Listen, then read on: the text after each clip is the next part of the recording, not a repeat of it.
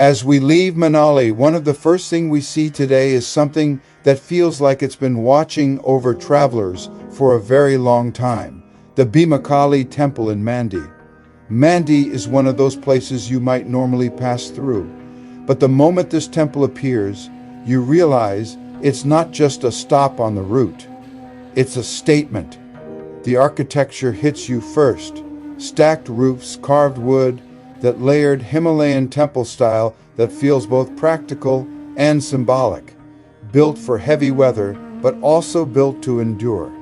And there's a quiet power to it. When people first see the Golden Temple, what strikes them is the beauty, the gold, the water, the symmetry, but what keeps people here is something deeper. This is not just one of India's most sacred places. It's one of the clearest expressions of a spiritual philosophy made visible in stone, water, music, and daily action. The Golden Temple is officially known as Harmandir Sahib, meaning the abode of God, and from the very beginning it was designed to be different. Unlike many temples or shrines around the world, Harmandir Sahib does not sit on a high hill or behind gates meant to separate sacred space from ordinary life.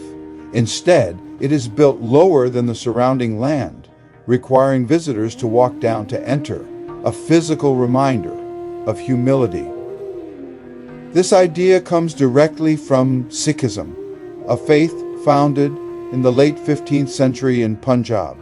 Sikhism teaches devotion to one universal God, but just as importantly, it insists that spiritual life must be lived in the world, not away from it. The roots of Sikhism begin with Guru Nanak, born in 1469. Guru Nanak rejected rigid religious divisions, caste hierarchies, and empty ritual. He taught that God is accessible to everyone, regardless of religion, gender, or social status, and that true spirituality is expressed through honest living, compassion, and service to others. This message was radical for its time, and in many ways it still is. Over the next 2 centuries, 9 successive gurus shaped Sikh philosophy and community life. The Golden Temple itself was begun under the 5th Guru, Guru Arjan, in the late 1500s. One detail matters enormously. Guru Arjan invited a Muslim saint to lay the foundation stone. That single act set the tone for everything that followed. The Golden Temple was never meant to belong to one group alone. It was meant to stand as a place open to all, spiritually, socially, and physically. This openness is reflected in the design. The temple has 4 entrances, one on each side, symbolizing that people from all directions and all walks of life are welcome. There is no front reserved for elites, and no back for everyone else. At the center of the complex lies the Amritsar, the sacred pool surrounding the temple.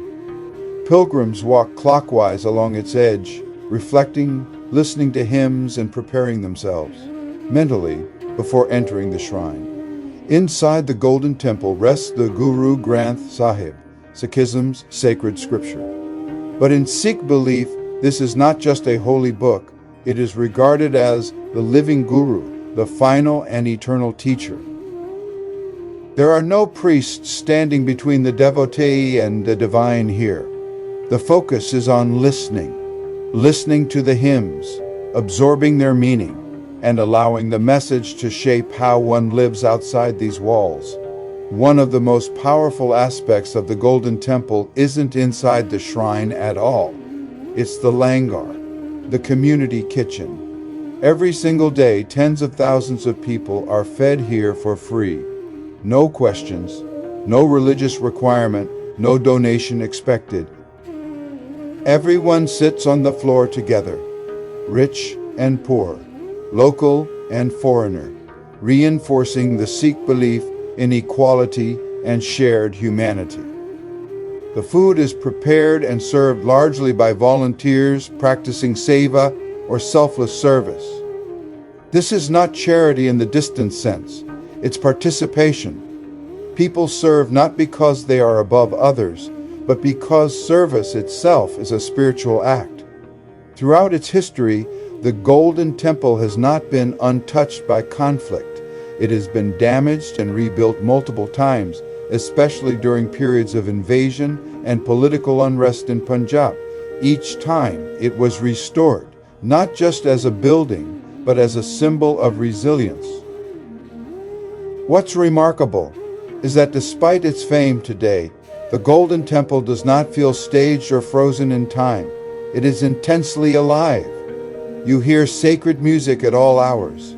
You see pilgrims bathing, families praying, volunteers sweeping floors, visitors pausing in silence. Everything here reinforces the Sikh idea that spirituality is not separate from daily life. It is daily life. Before entering, everyone covers their head, a sign of respect and humility.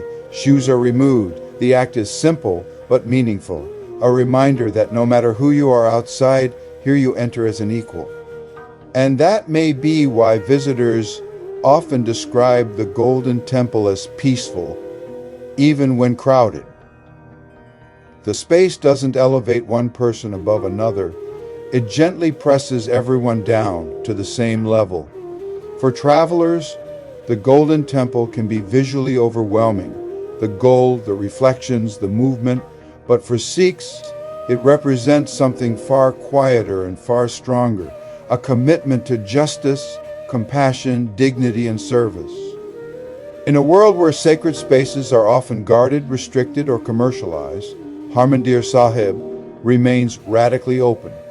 It asks nothing from you except respect, and it offers something rare in return, a sense that spirituality can be lived, shared, and practiced together.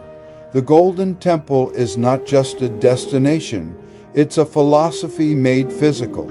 And for anyone who walks these marble paths, believer or not, it leaves a lasting impression that faith, at its best, does not divide or dominate, it serves.